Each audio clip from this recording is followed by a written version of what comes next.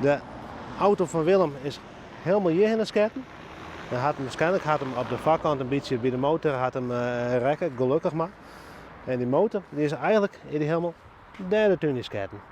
De hege drukspuit moest rond te pas komen om de motorrooien van de gevel te heljen. Sahut waat de auto van de 22-jarige Willem rekken. Zijn ouders en zuske kwamen joerd naar het plak van het ongeluk.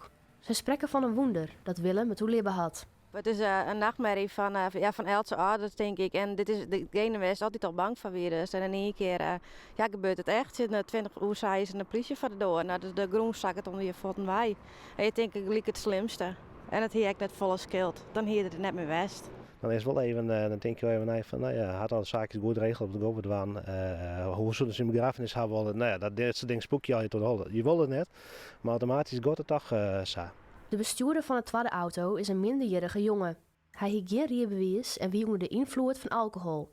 Dat is bij mem Sonja nog net helemaal indaald. Ja, woede is het wordt net ongeloof meer, denk ik. En het moet eerst al even een plakje had, denk ik.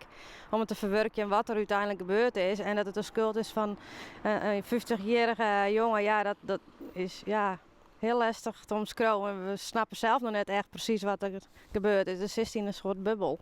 We hebben geen contact met hem gewoon. En eerlijk zijn hoeft dat van mij eerst net. Ik weet net wat zijn ouders dat willen. Geen idee. Ik ga wel begrutsen met zijn ouders. Willem was slim verwoenen oerbracht naar het ziekenhuis. Hij had verskatenbreuken in het lichaam, maar ook de holle is kan scherren. Intussen is er weer bij kennis.